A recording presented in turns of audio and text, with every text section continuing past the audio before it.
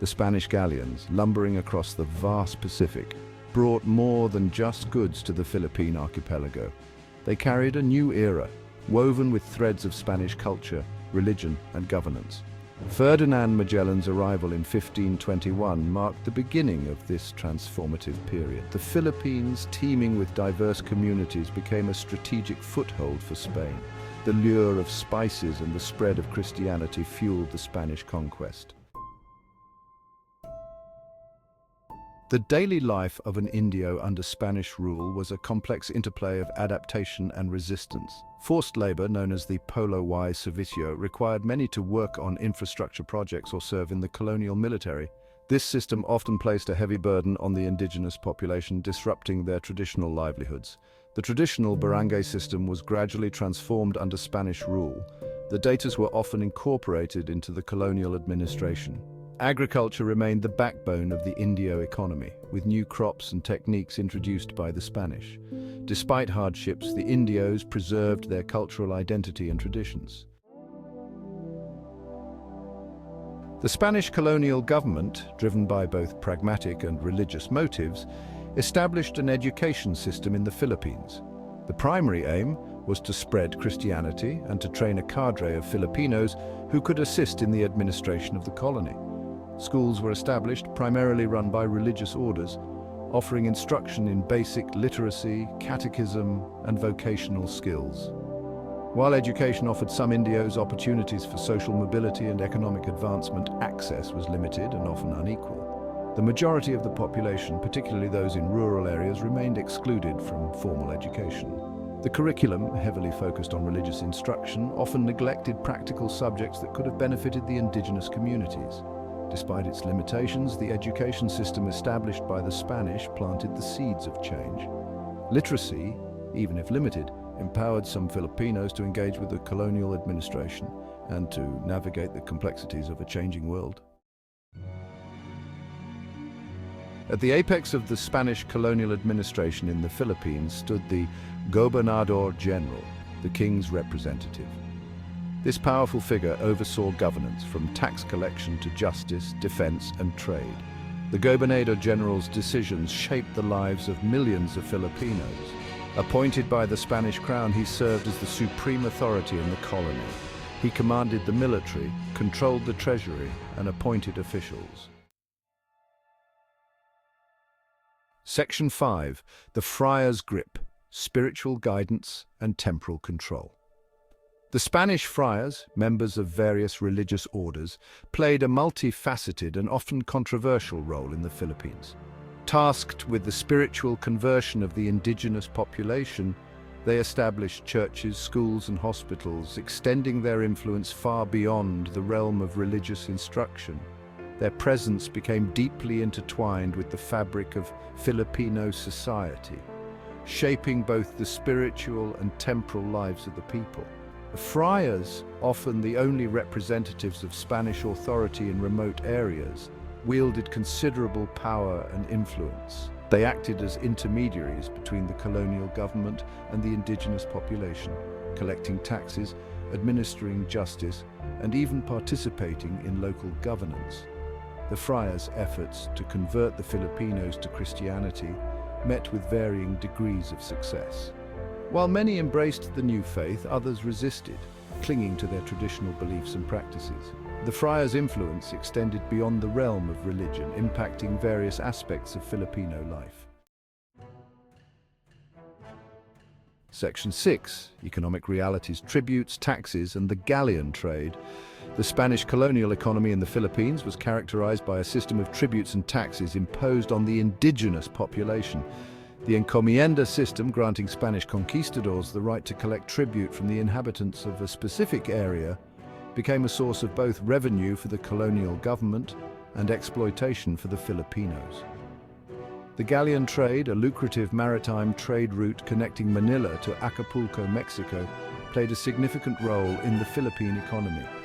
Spanish galleons laden with silks, porcelain, and other Asian goods sailed across the Pacific, bringing wealth to the colonial coffers. However, this trade, while generating revenue, also had its downsides.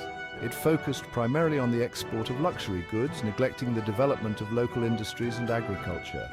The economic policies of the Spanish colonial government often prioritized the interests of the crown over the welfare of the indigenous population.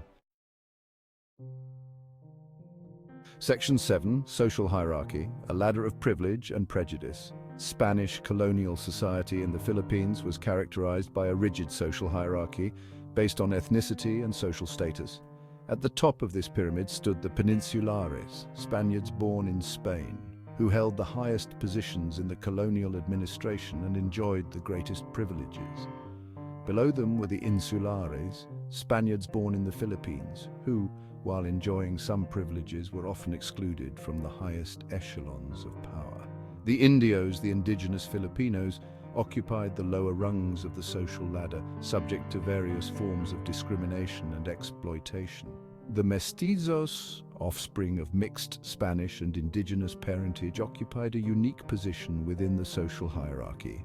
They often enjoyed greater economic opportunities and social mobility than the Indios, but they also faced discrimination from the Peninsulares and Insulares. The social hierarchy established by the Spanish had a lasting impact on Filipino society. Section 8. Cultural transformations, blending traditions and beliefs. Spanish colonization brought about significant cultural transformations in the Philippines. The introduction of Christianity, the spread of Spanish language and customs, and the imposition of Western education and values reshaped the cultural landscape of the archipelago. The Filipinos, while embracing many aspects of Spanish culture, also adapted and transformed them to fit their own cultural context. Christianity, for example, was often blended with indigenous beliefs and practices, creating a unique form of Filipino Catholicism. The Spanish language, while becoming the language of administration and education, also absorbed indigenous words and expressions, evolving into a distinct variety of Spanish spoken in the Philippines. The suppression of indigenous languages, the imposition of Western values, and the erosion of traditional social structures created cultural tensions and conflicts. However, the Filipinos, through their creativity and resilience, managed to preserve and adapt their cultural heritage, creating a unique blend of indigenous and Spanish influences. Section 9, Resistance and Rebellion, Sparks of Defiance. Spanish colonial rule in the Philippines was not without its challenges. Resistance to Spanish authority took various forms, from small-scale acts of defiance to large-scale rebellions. The Indios, resentful of Spanish exploitation and oppression, often found ways to express their discontent, challenging the legitimacy of colonial rule. The revolts, often sparked by specific grievances such as excessive taxation, forced labor, or religious persecution, were manifestations of the Filipinos' desire for freedom and self-determination. These uprisings, while often suppressed by the superior military power of the Spanish, demonstrated the resilience and determination of the Filipino people. The resistance to Spanish rule, while often unsuccessful in achieving its immediate goals, played a crucial role in shaping the Filipino national consciousness.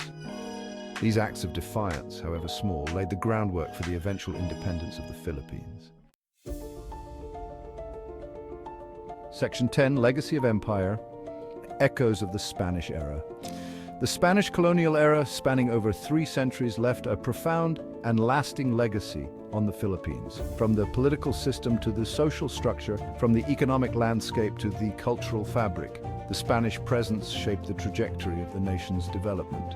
The Spanish language, Catholicism, and various cultural traditions introduced during the colonial period became integral parts of Filipino identity. The blending of Spanish and indigenous cultures created a unique cultural hybridity, a testament to the resilience and adaptability of the Filipino people. The Spanish colonial system, with its centralized government and hierarchical social structure, also left its mark on the political and social landscape of the Philippines.